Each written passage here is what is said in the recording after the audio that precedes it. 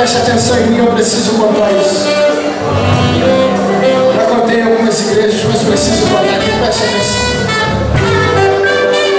Alguns anos atrás eu fui pregar em um lugar chamado Cabo Sul.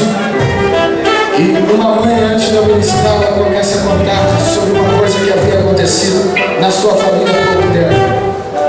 Essa mãe, ela começa a contar sobre o seu filho que havia sofrido um acidente. Ele havia caído de uma árvore de cerca de 16 metros. O jovem até então tinha 8 anos de idade. E esse jovem cai daquela árvore, o galho quebra. Ele cai sobre a estrutura de uma laje. E na estrutura dessa laje, ele cai sobre 2 vergalhões. Esses 2 vergalhões perfuram o seu baço e vão sair no seu ombro. E se torna notícia de jornal. Perfura o diafragma, perfura o pulmão, dá um talho no coração. E aquela mãe contando isso alegremente antes de mim pregar, ela disse que aquele jovem ficou durante 1h40 preso naqueles vergalhões e começaram a juntar pessoas na rua. E essas pessoas fazendo aquele alvoroço. Nesse período ligam para a casa do irmão desse jovem de 18 anos, dizendo que ele havia sofrido um acidente e que precisava que o irmão fosse até aquele lugar. O irmão não morava com o jovem, nem com a mãe, e vai até aquele lugar. E quando chega na rua, encontra dezenas de pessoas, 2 carros do corpo de bombeiro. E esses carros do corpo de bombeiro já haviam tirado aquele jovem daqueles vergalhões. Tiveram que cerrar os 2 vergalhões ainda dentro do jovem. E aqueles vergalhões permaneceram com ele até ele chegar no hospital no centro do Rio. Ele sai, vai até o batalhão de Alcântara, e do batalhão de Alcântara é transferido de helicóptero para o hospital no Rio. Aquele jovem, irmão daquela criança de 8 anos, sem entender muito o que estava acontecendo, mas sabia da gravidade, ele diz assim: Senhor, ele não era cristão na época, ele diz: Senhor, se o Senhor livrar o meu irmão desta situação, eu nunca mais saio da tua presença, eu vou viver para pregar o Evangelho. Aquele jovem não sabia o que estava acontecendo, e aquela criança ficou durante 22 dias em coma no hospital. E durante 22 dias no hospital, aquela mãe visitava frequentemente. E aquela criança não acordava, e ela conta que orava sempre e evangelizava nos quartos onde haviam outras crianças. E as pessoas já a conheciam.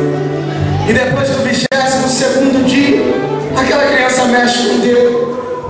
E a mãe começa a dizer que ele estava vivo. Perguntaram àquele jovem qual personalidade ele queria conhecer, qual pessoa famosa. E levaram um jogador de futebol até o hospital que ele estava. Vira manchete de jornais aquela notícia. E na primeira capa estava escrito: milagre para craque ver. E o jogador dá o depoimento de que aquilo só quem poderia ter feito era Deus. O jovem, aquela criança, sai do hospital depois de um tempo, volta para sua casa muito debilitado, mas começa a reagir de uma forma boa. E passando algum tempo, os bombeiros que ajudaram no salvamento daquela criança ligaram para a casa daquela mãe e perguntaram como estava aquele jovem. Ele havia tomado cerca de 150 pontos, abriram a sua barriga para tirar aquele vergalhão, e aquela mãe disse que ele estava reagindo bem. Foi motivo de festa para todas aquelas pessoas. Nesse período, o irmão que havia feito um voto abraça o Evangelho, e no período era mês de batismo nas águas na sua igreja. Ele vai para a igreja e no final do mês ele aceita a Jesus e se batiza. Mas passando um período, ele sai da igreja porque não aguentou, e passaram-se 2 anos longe da igreja, um chá de bebê dentro da sua casa. A sua avó chama-o para que ele recebesse oração. E quando uma senhora coloca a mão sobre a cabeça dele, a senhora diz para ele assim: você vai ser um pregador do Evangelho, vai viajar países, cidades, vai pregar para muitas pessoas, mas nunca se esqueça da irmã que calçava chinelos de dedo, que te ganhou para Jesus. Naquele período era um sábado à tarde, o jovem no outro dia vai à igreja se reconciliar.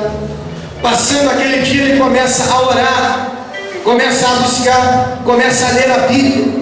Ele se aprofunda nos conhecimentos das Escrituras, faz seminário, começa a pregar em festas, em congressos, começa a pregar o Evangelho. E já se passaram, desde o período que esse jovem voltou para Jesus, 4 anos.